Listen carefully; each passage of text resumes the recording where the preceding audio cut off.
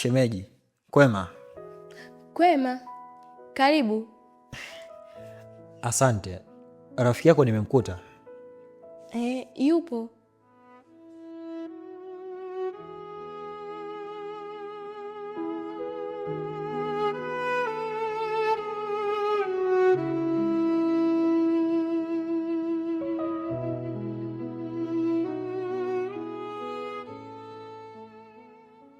Niwapishe jamani? Haina haja. Sawa. Wewe, umefuata nini hapa nyumbani kwetu?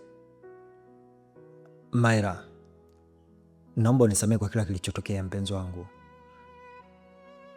Sijui nimekuaje, lakini najisi kama nimechanganyikiwa.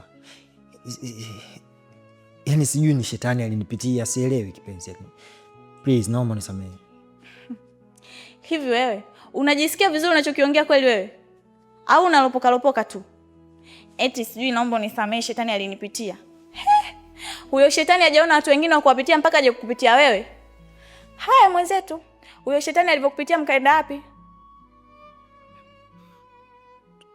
Maira, naomba tusifike huko. Najua kama nimekosea. Ndio maana nikatoa miguu yangu huko ulipotoka mamangu. Nimekuja hapa yaishe, tu yamalize kipenzi. Naomba unisikilize kwa makini wewe. Kama ulivyokuja, miguu ulioingilia, mlango ulioingilia, ndivyo hivyo utatoka. Sitaki kuiona hiyo sura yako ya umalaya, sura yako iliyojaa uchafu na aibu. Naomba utoke, kwa sababu usije ukanifanya nikafanya kitu ambacho kitafanya tufike mbali. Naomba utoke baba, si unanielewa? Niamini. Dachi yule mwana kule sio mimi. Yaani mimi ndo Dachi mwenyewe. Yule sio mimi, sawa? Please. Wewe, usinishike na uchafu wako, si unanielewa? Maira, sikia. Naomba.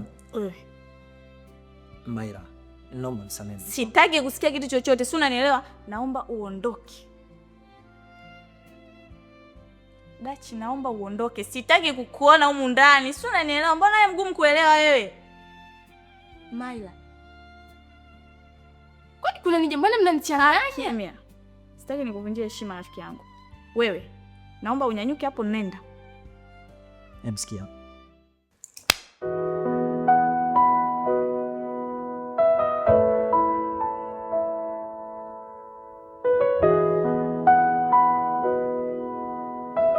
Usinizoe vibaya, si unanielewa?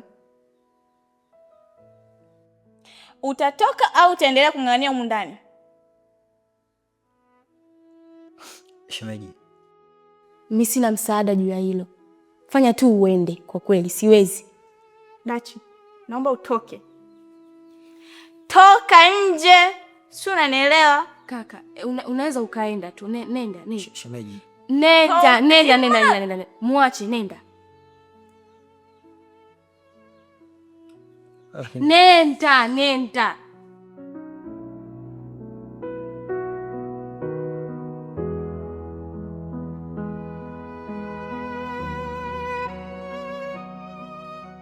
Kwani shida nini? Maana wakaji hapa mnagombana, mnazozana, mnapigana. Mimi siwaelewi. Yaani ndugu yangu, naomba uniache, ni siko sawa hata kidogo. Ili tu mimi na wewe tusipishane. Naomba tu uniache rafiki yangu. Siko sawa. Nikiwa sawa nitakuelezea kila kitu. Lakini kitu kingine cha kuzingatia, asije akaja huyo Dachi hapa ukamfungulia mlango au ukamkaribisha. I say, sitokuelewa hata kidogo. Yaani usije ukamkaribisha. Sitaki kusikia Dachi, sitaki kusikia kuhusu yeye, kuhusu kitu chochote kinachomhusu yeye. Sitaki. Yaani sio Dachi tu, hata hao marafiki zake. Maana yule hachelewi kuanza kutuma marafiki zake hapa waje sijui nini kuja kuomba msamaha. Sitaki hata kumuona. Yaani usije, yaani ukisikia mada yoyote inayomhusu yeye, sitaki ujihusishe nayo. Yaani ugombane na mimi kisa yule mwanaume wako? Jamani, mimi siwezi kufanya huo ujinga. Ushanikataza. Asije yeye wala marafiki zake. Kiukweli siwezi kukwaza rafiki yangu. Naelewa situation ninayopitia. Janaume gani? Yaani muda wote linawaza umalaya, muda wote linawaza ngono. Yaani alitulia na mwanamke mmoja, si linawashwa. Basi na wewe usiwape faida majirani.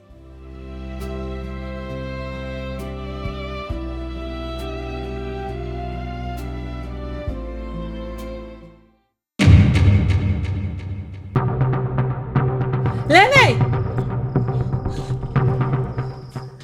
umepatwa na nini mdogo wangu?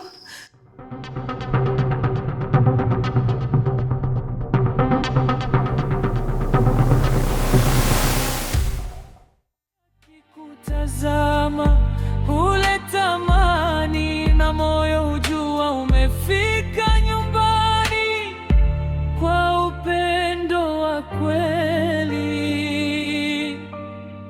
The broken promise. Wewe mwanamke, wewe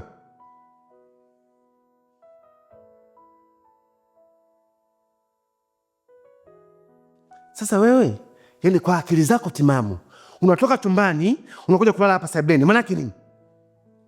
Sitaki kulala na wewe. Hautaki? Ndiyo, sitaki kulala na wewe. Kisa nini? Utanisumbua.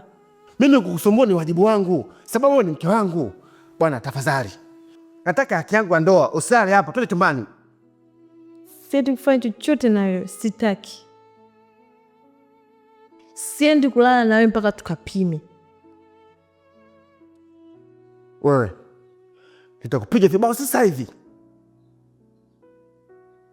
Sikia, yaani oya, twende chumbani. Nimekwambiaje? Sinyanyuke hapa, kalale mwenyewe, siendi kulala na wewe mpaka tukapime. Tunaondoka twende? Siendi. Tunaondoka twende? Nimekwambia siendi. Hivi mwanamke kabila gani? Sawa, mume anajisikia hali fulani vya uzito mwilini. Nataka nikalale na wewe, sababu ni mke wangu. Nataka twende chumbani. Siendi. Unataka majirani wasikie, si ndio? Unataka majirani wasikie? Kiamani, kiutaratibu na kiungwana. Twende chumbani tukalale. Siwezi. Hawezi eh? Hawezi eh? Kama twende. Nimekwambia si. Kwa nataka kuibaka au?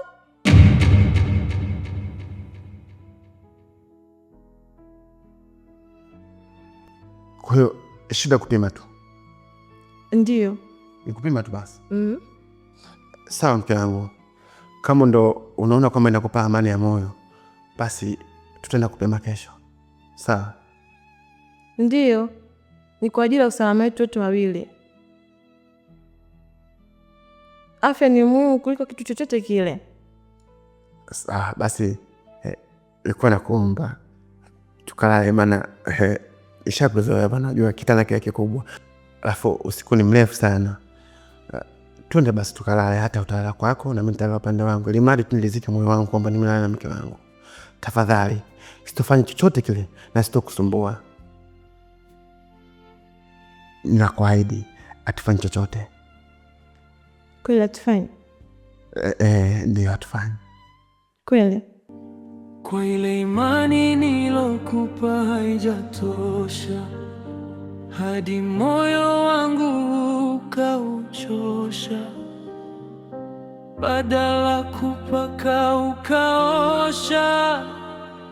Imani yangu kwako ishakufa, sijuti muda wangu kwako, ila tatizo ni imani, sijuti Oh, baby. Je, leo sijaja kwa ajili ya maswala hayo. Najua tumepitia wakati mzuri sana kwenye maisha yetu. Tumepitia raha na tumepitia shida. Lakini kila chenye mwanzo kina mwisho. Kwa hiyo sina mambo mengi ya kuzungumza na wewe. Lakini swala moja tunataka nikutaarifu. Kuanzia sasa mimi na wewe basi. Yaani inamaanisha fanya maisha yako na mimi nafanya maisha yangu. Tukikutana tutasalimiana kwa sababu kuachana si ugomvi. Ila kiufupi ni hivyo. Kaa mbali na mimi kuanzia sasa. Kama kuna mahali popote nimekukosea, ni heri tu nieleze kuliko unakuja tu na nielezea hivi, mimi sikuelewi. Sidhani kama ulishai kunikosea. Lakini unatakiwa ukumbuke, watu hawaachani kwa sababu ya kuchitiana. Watu wanaachana upendo unapoisha.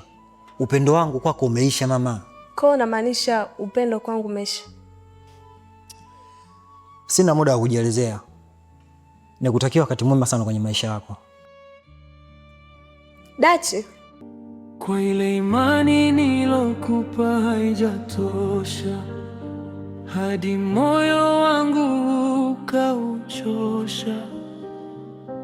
Badala kupaka ukaosha, imani yangu kwako ishakufa. Sijuti muda wangu kwako. Hello. Mambo? Safi, za kwako? Rafiki yangu nimekupigia. Naomba umwambie mumeo aniheshimu. Tena niheshimu haswa. Unajua amekuja hapa kwangu anaanza kuniambia ujinga wake hapa. Anafanyaje? Anaomba tu kwenye mahusiano.